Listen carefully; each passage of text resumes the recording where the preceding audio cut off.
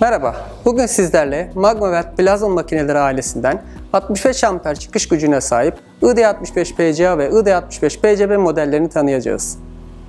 Tamamıyla Magmavert Ar-Ge ekibi tarafından tasarlanıp Manisa fabrikalarında üretilen makineler yüksek kesim gücü ve düşük yatırım maliyetleri sunmaktadır.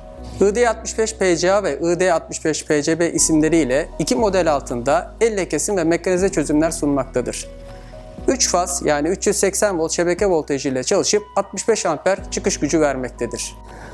Bu çıkış gücü ile 25 milim standart kesim ve 35 milim koparma kalınlıklarını tüm metal tiplerinde sağlayabilmektedir.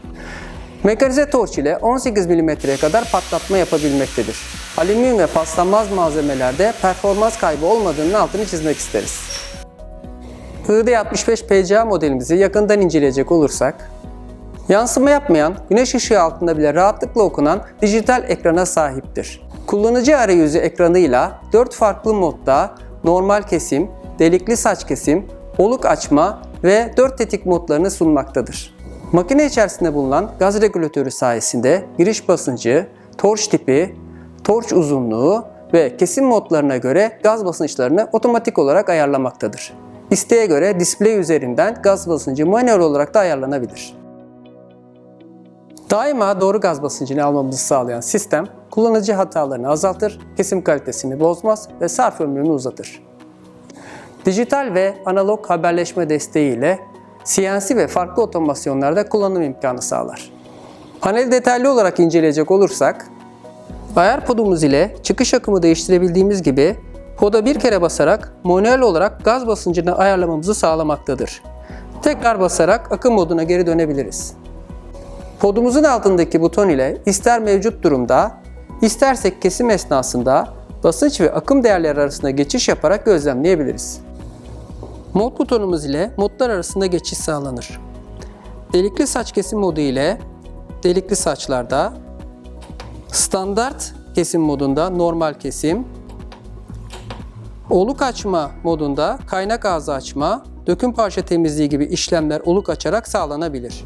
4 tetik modunda ise özellikle uzun parça kesimlerinde konfor amaçlı tetiğe bir kere basmanız ile kesim başlayacak ve tekrar tetiğe basana kadar devam edecektir.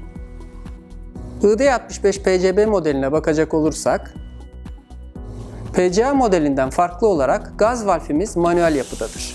Ön paneldeki basınç göstergesinden izlenerek ihtiyacınız olan basınç değeri manuel olarak ayarlanır. Pod düğmesi üzerinden akım ayarı yapıldığı gibi poda bir kere basarak akım ve basınç değerleri arasında gezinerek gözleme imkanı sunar. Mod butonuna basılarak delikli saç kesim, normal kesim ve 4 tetik modları seçilebilir. Makinenin gaz basınç ayarı manuel yapıldığından PCA modelinde olduğu gibi ön panel üzerinden oluk açma modu seçilememektedir.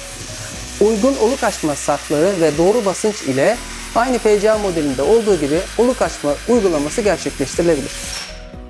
PCA modeliyle aynı teknik değerlere sahip makinenin tek farkı manuel gaz regülatörüne sahip olmasıdır.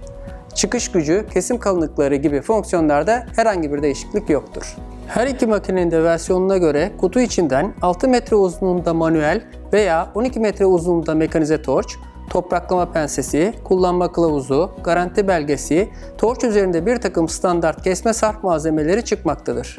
Manuel torcumuzu inceleyecek olursak, ergonomik ve sağlam yapıya sahip torcumuz emniyet kilitli tetik mekanizmasına sahiptir. Bu sayede hatalı tetik basımlarını engeller. Torçta kullanılan sarf malzemeler piyasada da rahatlıkla bulabileceğiniz standart malzemelerdir. Magmavert markalı sarf malzemeler fiyat performans olarak en üst seviyede sizlere sunulmaktadır. Sarf malzemeler ve uyumlu olduğu diğer markalar gibi detayları ayrıca merak ettiklerinizi servis bayi kanalımızdan 444 93 53 numaralı müşteri hizmetleri hattımızdan öğrenebilirsiniz.